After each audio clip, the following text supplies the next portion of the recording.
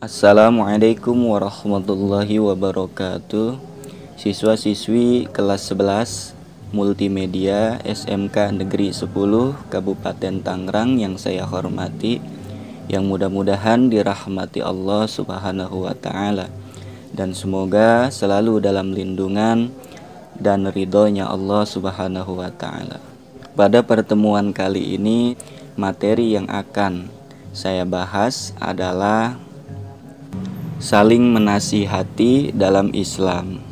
Pada judul ini ada beberapa poin materi yang akan saya bahas, yaitu yang bisa kalian perhatikan pada peta konsep berikut. Baiklah, poin yang pertama akan saya sampaikan adalah terkait pengertian khutbah, tabligh, dan dakwah. Yang pertama ialah pengertian tentang khutbah. Khutbah berasal dari kata khotoba yakhtubu khutbatan, yang bermakna berceramah, berpidato, atau memberikan nasihat. Pelaksanaan khutbah biasanya dilakukan dalam kegiatan ibadah seperti ibadah sholat Jum'ah, ibadah sholat sunnah 2 hari raya yaitu Idul Fitri dan Idul Adha, atau sholat sunnah istisqa yaitu sholat sunnah meminta hujan, dan sholat sunnah kusuf atau khusuf, sholat sunnah gerhana matahari atau gerhana bulan, dan juga dilakukan pada waktu wukuf dan juga pada resepsi pernikahan. Sedangkan pengertian khutbah secara istilah dapat diartikan sebagai suatu kegiatan ceramah kepada sejumlah orang Islam dengan syarat dan rukun tertentu yang berkaitan langsung dengan keabsahan atau kesunahan ibadah. Misalnya khutbah Jum'ah untuk sholat fardu Jum'ah, khutbah nikah untuk kesunahan akad nikah. Orang yang melakukan khutbah atau orang yang berkhutbah itu disebut khatib. Yang kedua adalah pengertian tabligh. Tabligh berasal dari kata ballagha yuballighu tablighan, yang berarti menyampaikan atau memberitahukan dengan lisan. Sedangkan menurut istilah, tabligh adalah kegiatan menyampaikan pesan Allah Subhanahu wa taala atau pesan dari nilai keagamaan secara lisan kepada satu orang Islam atau lebih untuk diketahui dan diamalkan isinya. Orang yang melakukan tabligh atau orang yang menyampaikan pesan itu disebut dengan istilah muballigh. Terkait tabligh ini ada istilah yang sering kita dengar, yaitu penyelenggaraan tabligh akbar. Tabligh akbar dapat diartikan sebagai suatu kegiatan menyampaikan pesan Allah Subhanahu wa taala atau nilai-nilai keislaman atau keagamaan dalam jumlah pendengar yang cukup banyak. Selanjutnya ialah pengertian dakwah. Dakwah berasal dari kata da'a yada'u da'watan, yang berarti memanggil, menyeru, atau mengajak kepada sesuatu hal. Sedangkan menurut istilah, dakwah dapat diartikan sebagai suatu kegiatan mengajak orang lain, baik satu orang atau lebih, ke jalan Allah Subhanahu wa taala atau menuju jalan Allah Subhanahu wa taala, baik dengan lisan maupun dengan perbuatan, yang dikenal dengan istilah dakwah bil lisan dan dakwah bil hal.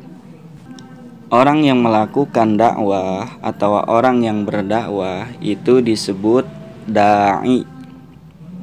Dalam pelaksanaannya, dakwah bukan hanya dengan cara berceramah, tetapi juga dapat dilaksanakan dengan melakukan aksi sosial yang nyata, seperti santunan anak yatim, sumbangan untuk membangun fasilitas umum, dan lain sebagainya.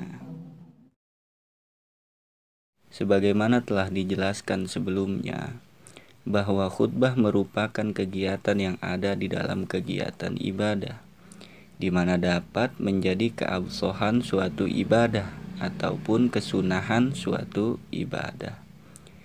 Seperti ibadah sholat Jum'ah yang mengharuskan adanya 2 khutbah karena menjadi syarat sah pelaksanaan sholat Jum'ah, ataupun menjadi sesuatu yang disunahkan atau yang dianjurkan, seperti khutbah yang dilakukan pada acara akad nikah atau pada sholat 2 hari raya.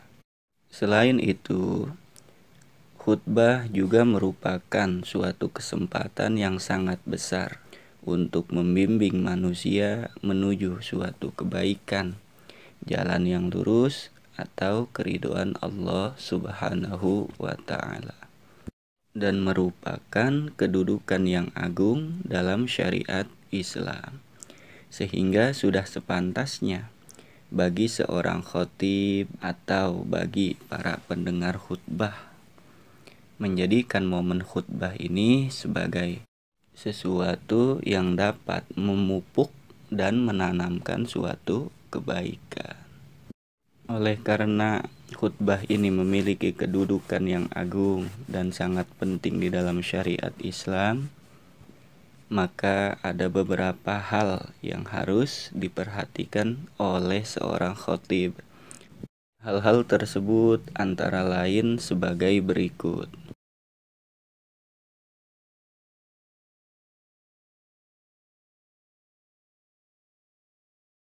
Itulah kiranya beberapa hal yang sepantasnya dimiliki oleh seorang khatib. Bagaimana sudah kita ketahui bahwa tabligh ini merupakan salah satu sifat wajib bagi Rasul, yakni menyampaikan wahyu dari Allah Subhanahu wa Ta'ala pada seluruh manusia.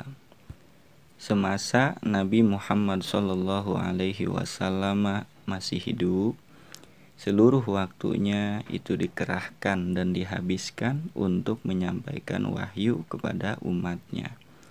Setelah Rasulullah SAW wafat, kegiatan ini dilanjutkan oleh para sahabatnya, para tabi'in, para tabi'it tabi'in, dan terus menerus ke generasi selanjutnya kepada para ulama dan seterusnya.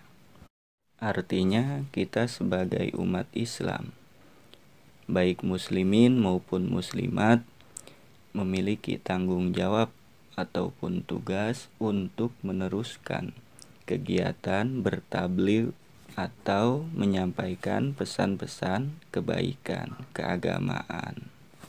Jadi setiap muslim maupun muslimat yang mengetahui kemungkaran yang terjadi di hadapannya, terlebih ia mengerti tentang suatu permasalahan di dalam agama terkait kemungkaran tersebut, maka ia berkewajiban atau bertanggung jawab untuk mencegah dan menghentikan kemungkaran tersebut.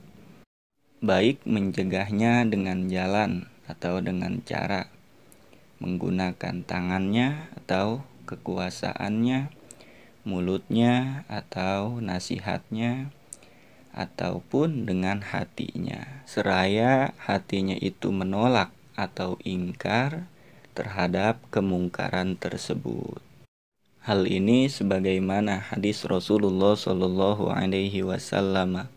yang berbunyi, An Abi Sa'idil Khudri radhiyallahu an qala sami'tu Rasulullah sallallahu alaihi wasallam yaqulu man ra'a minkum munkaran falyughayyirhu biyadihi fa illam yastati fa bilisanihi fa illam yastati fa biqalbihi dzalika adhaful iman, yang artinya An Abi Sa'idil Khudri radhiyallahu anhu qala, dari Abi Sa'id Al-Khudri radhiyallahu anhu. Beliau berkata, sami'tu Rasulullah yaqulu, saya mendengar Rasulullah sallallahu alaihi wasallam bersabda, man ra'a minkum munkaron, barang siapa yang melihat kemungkaran, falyughayyirhu biyadih, maka ubahlah dengan tangannya. Fa illam yastati fabilisanih, apabila tidak mampu maka ubahlah dengan lisannya. Fa illam yastati fabiqalbi, apabila tidak mampu maka dengan hatinya. Dzalika adhaful iman, dan itu adalah selemah-lemahnya iman. Hadis riwayat Muslim. Terkait hadis tersebut, kiranya ada beberapa hal yang perlu diperhatikan. Di antaranya yaitu pada beberapa kalimat akhir dari hadis tersebut, yaitu fa illam yastati' fa biqalbih dzalika adhaful iman, yang artinya apabila tidak mampu mengubah atau mencegah kemungkaran tersebut dengan tangan, kekuasaan, atau dengan lisan, atau dengan nasihat, maka ubahlah dengan hati. Yakni di dalam hati itu ada ingkar atau penolakan terhadap kemungkaran tersebut dan tidak ingin mengikuti kemungkaran tersebut. Dzalika adhaful iman. Perbuatan ingkar atau penolakan atau pencegahan terhadap kemungkaran dengan hati tersebut adalah selemah-lemahnya iman. Secara tekstual, kalimat tersebut seolah memberikan arti bahwa perbuatan ingkar terhadap kemungkaran dengan hati itu berarti menandakan iman seseorang itu lemah atau sangat lemah daripada yang lainnya.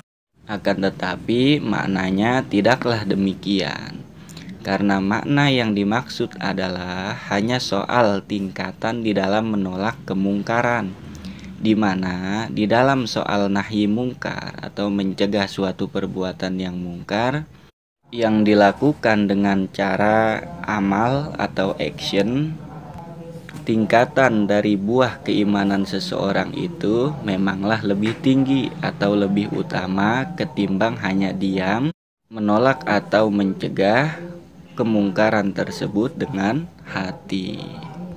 Kurang lebihnya seperti itulah maknanya.